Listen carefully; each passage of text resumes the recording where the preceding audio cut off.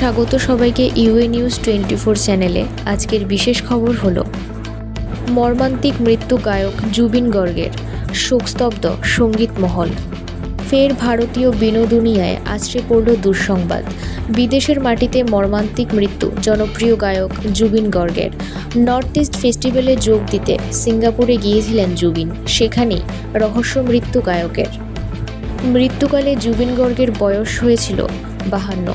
বলিউড মাধ্যমের সূত্রের খবর, সিঙ্গাপুরের নর্থ ইস্ট ফেস্টিভ্যালে যোগ দিতে গিয়ে প্যারাগ্লাইডিং করতে যান তিনি। ঠিক সেই সময়ই বিপত্তি ঘটে। জানা গিয়েছে, প্যারাগ্লাইডিং করার সময়ে আচমকা সমুদ্রের মধ্যে পড়ে যান জুবিন। অনেকটা সময় অচৈতন্য অবস্থাতেই সমুদ্রের জলে ভেসেছিলেন।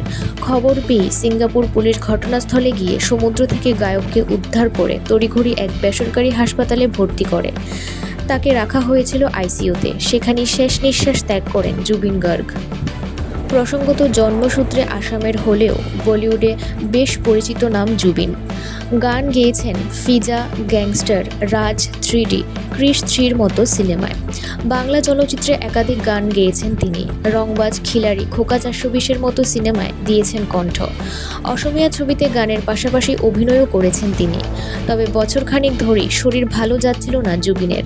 গায়কের ঘনিষ্ঠ মহলও একাধিকবার তার বিরুদ্ধে অত্যধিক মদ্যপানের অভিযোগ তুলেছে, যার জেরে তার একাধিক শোও বাতিল সাম্প্রতিক অতীতে। একসময় যে গায়কের কণ্ঠে ইয়া আলী শুনে গোটা দেশে ঝড় উঠেছিল, সেই গায়কের এহেন অনিয়ন্ত্রিত জীবনযাপন অনুরাগীদের অনেকেই মেনে নিতে পারেননি। অসমের জোরহাটে জুবিনের আদিবাড়ি। অহমিয়া, হিন্দি, বাংলা মিলিয়ে প্রায় 38,000 গান রেকর্ড করেছেন তিনি। 3 দশকের কেরিয়ারে 40টি ভিন্ন ভাষায় গান গাওয়ার রেকর্ডও রয়েছে তার। উল্লেখ্য, একাধিকবার নানা কর্মকাণ্ডের জেরে বিতর্কেও জড়িয়েছিলেন জুবিন গর্গ।